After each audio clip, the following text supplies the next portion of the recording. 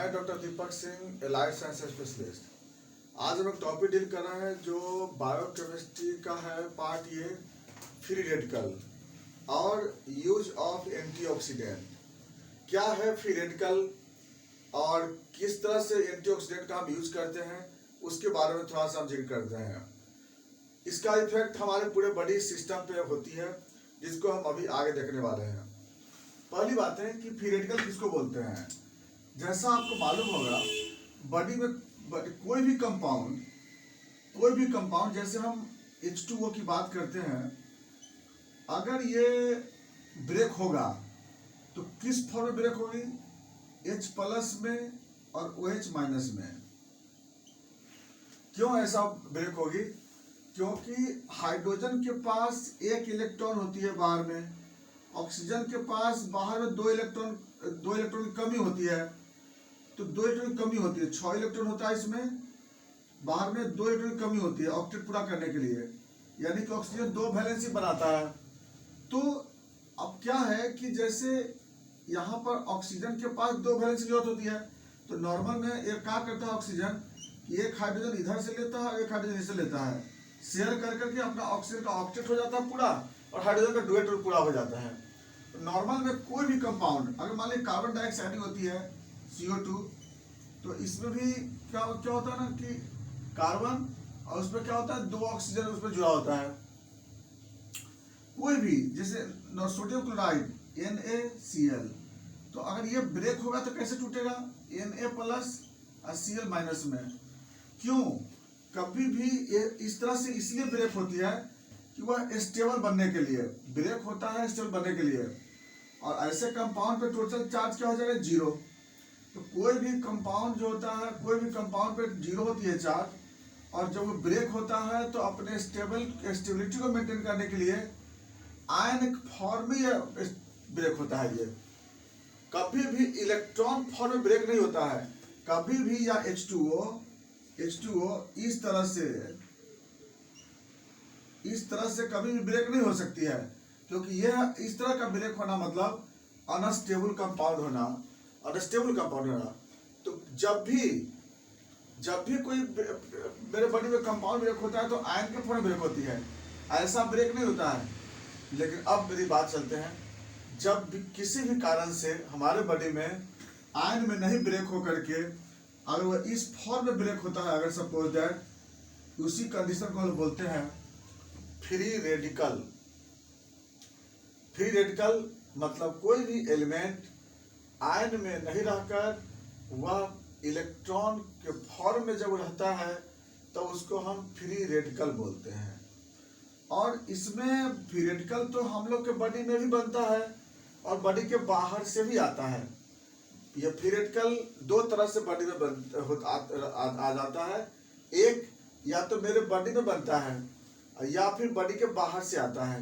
तो बॉडी के अंदर जो बनता है उसमें ज्यादातर क्या होता है कि सेलुलर रेस्पिरेशन में, जहां पर सेलुलर रेस्पिरेशन में सेल के अंदर, माइटोकॉन्ड्रिया के अंदर इलेक्ट्रॉन ट्रांसपोर्ट सिस्टम जो होती है उसमें ETS सिस्टम, तो ETS सिस्टम में NADH2 से जब NADH2 से ETS सिस्टम के दरमियान NADH2 से जब ATP बनता है, NADH2 से ATP बनता है, या FADH2 से FADH2, एक NADH2 3 ATP बनाता है, एक FADH2 2 ATP बनाता है। इससे जो होता है जब बनता है ATP, उस समय कुछ सुपर ऑक्साइड बनते हैं और कुछ सुपर हाइड्रोक्साइड बन जाते हैं। जैसे OH सुपर हाइड्रोक्साइड बोलते हैं, super oxygen O2 super oxygen.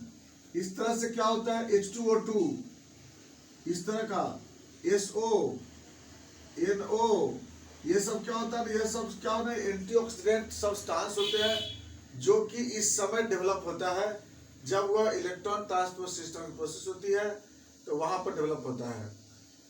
एक तो हुआ ये कंडीशन। दूसरी क्या होती है, कुछ डिजीज कंडीशन में ये यहाँ पर फ्री रेडिकल बनता है। कौन कौन से डिजीज कंडीशन बनता है? जैसे एक्यूट इन्फ्लामेशन में, जब भी एक्यूट इन्फ्लामेशन होती है उसमें बॉडी में फ्री रेडिकल बनता है। दूसरा कंडीशन अल्जाइमर डिजीज है, कुछ ऐसे न्यूरोलॉजिकल डिजीज है, एथेरोस्क्लेरोसिस है, हाइपरलिपिडेमिया है। ये सब कंडीशन में जनरली क्या होता है, फ्री रेडिकल का फॉर्मेशन होता है, वहाँ फ्री रेडिकल बन जाता है। अगला जो कंडीशन आता है, कुछ ऐसे डिजीज जैसे कि डायबिटीज मेलाइटस, हाइपरटेंशन, इसमें भी फ्री रेडिकल फॉर्मेशन होते रहता है। डायबिटीज मेलाइटस में तो सुपर हाइड्रोक्साइड ज्यादा बनता है, इसलिए तो डायबिटीज मेलाइटस वालों को ज्यादातर बोला जाता है एंटीऑक्सीडेंट लेने के लिए यूज कर बोलते हैं हम लोग करने के लिए। नेक्स्ट जो पॉइंट आती है, नेक्स्ट जो एक्सटर्नल एजेंट से, बाहर से भी फ्री रेडिकल आ जाता है मेरे बॉडी में। तो एक्सटर्नल एजेंट से कैसे आवेंगे, जैसे एयर पोल्यूशन से हो गया, स्मोकिंग में तो सबसे ज्यादा फ्री रेडिकल आता है। जो एक सिगरेट के धुआं में काफी मात्रा में फ्री रेडिकल होती है उसमें, या फिर एयर पोल्यूशन है, या फिर किसी मशीन का धुआं हो गया, गाड़ी का साइलेंसर से जो धुआं निकलता है उसमें जो फ्री रेडिकल होते हैं बहुत सारे, या फिर कुछ डाई एजेंट होते हैं उसमें फ्री रेडिकल होता है। एलोपैथिक ड्रग्स है, एंटीबायोटिक्स है, पेन किलर ड्रग्स है, ये सब में फ्री रेडिकल होते हैं। या हाई हीट पे कोई खाना गर्म होता है, वो सब पे फ्री रेडिकल मिलेंगे। तो फ्री रेडिकल हम लोग के बॉडी में ये सब आ जाता है। अब फ्री रेडिकल है क्या, अब जब बात चाहते हैं लोग, तो फ्री रेडिकल के बारे में तो समझ में आ गया। अब ये करता क्या है मेरे बॉडी में, तो फ्री रेडिकल हम लोग के बॉडी में सेल के अंदर जाकर अब नॉर्मल रिएक्शन करता है और सेल को इंज्योर्ड करता है। तो ये फ्री रेडिकल क्या करता है कि सबसे ज्यादा फ्री रेडिकल क्या करता है, फ्री रेडिकल कोई फ्री रेडिकल जो होता है यह हमारे बॉडी में जा करके सेल में इंटर कर करके और सेल को वह इंज्योर्ड करता है।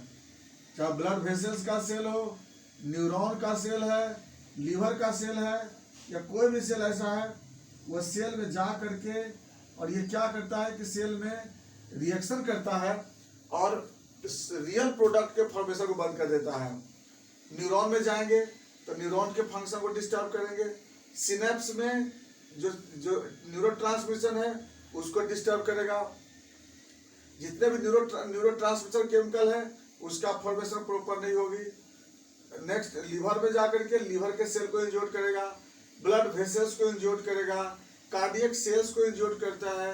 इस तरह से क्या होता है, फ्री रेडिकल हमारे बॉडी के बहुत सारे सेल्स को इंज्योर्ड करता है और इसके कारण कई ऐसे खतरनाक डिजीज जैसे लिवर फेल्योर, कार्डियक फेल्योर, या पल्मोनरी फेल्योर्स, या neurological disorders, psychological disorders, so many types of disorders होने लगता है। खास करके न्यूरॉन में माइलिन शीथ का डिजनरेशन, माइलिन शीथ का लॉस, यह फ्री रेडिकल के कारण होता है। ये तो इस तरह से हम लोग के बॉडी में फ्री रेडिकल कई ऐसे ऑर्गन्स को, सेल को डैमेज करता है और इसके कारण जो है वाइटल ऑर्गन भी डैमेज कर जाती है। इस फ्री रेडिकल को बचने के लिए क्या करना होगा, तो फ्री रेडिकल से बचने के लिए हमें एंटीऑक्सीडेंट, मतलब कि जिसमें तो मैक्सिमम तो ऑक्सीजन सब्सटेंस में देख रहे हैं आप, ऑक्सीजन को हटाने के लिए, जो खराब ऑक्सीजन हम लोग के बॉडी में चली गई है, खराब ऑक्सीजन मेरे बॉडी में बन रही है, उस ऑक्सीजन को हटाने के लिए एंटीऑक्सीडेंट यूज किया जाता है। एंटीऑक्सीडेंट में सबसे बेस्ट एंटीऑक्सीडेंट जो होता है वह है एस्कॉर्बिक एसिड, विटामिन सी।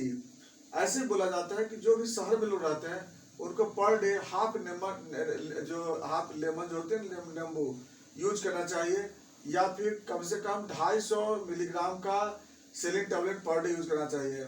जो लोग स्मोकर होते हैं, जो सिगरेट पीते हैं, उनको कम से कम 2 नींबू पर डे लेना चाहिए, या 500 मिलीग्राम से ऊपर का सेलिन टैबलेट यूज करना चाहिए। तो सेलिन जो एस्कॉर्बिक एसिड जो होती है वह बेस्ट एंटीऑक्सीडेंट होती है। उसका काम ही होता है कि ये सारे सब्सटेंस को यहाँ से न्यूट्रल करके और यूरिन से एक्सक्रीट करा देता है। दूसरे नंबर पे आता है विटामिन ई। विटामिन ई जिसको हम बोलते हैं टोकोफेरॉल बोलते हैं, टोकोफेरॉल भी बेस्ट एंटीऑक्सीडेंट होता है। ये भी फ्री रेडिकल को बॉडी से, हमारे बॉडी से रिमूव करता है। तीसरे नंबर पे आता है retinol, beta carotene. Beta carotene जो होती है वह बेस्ट एंटीऑक्सीडेंट है, जिसमें कि हम लोग पीला सब्सटेंस जैसे सेव खाते हैं या अगर मौसमी और यूज करते हैं तो उसमें आपको बहुत अच्छा विटामिन ए मिलता है, ये बेस्ट एंटीऑक्सीडेंट होता है। नेक्स्ट आते हैं तो सेलेनियम। सेलेनियम बेस्ट एंटीऑक्सीडेंट होता है। इससे जो होता है वह, इससे भी क्या होता है कि जो फ्री रेडिकल है वो रिमूव होता है। नेक्स्ट होता है जिंक। जिंक भी बेस्ट एंटीऑक्सीडेंट है, यह भी हम लोग के बॉडी से जो भी फ्री रेडिकल है उसको बॉडी से रिमूव करता है।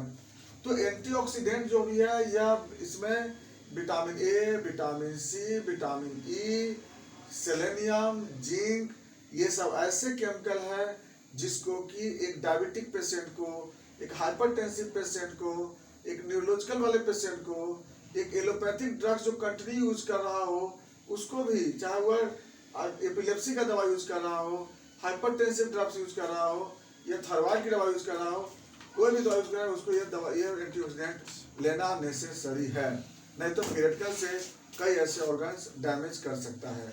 ये था मेरा फ्री रेडिकल, बाकी बातें नेक्स्ट वीडियो में। थैंक्स।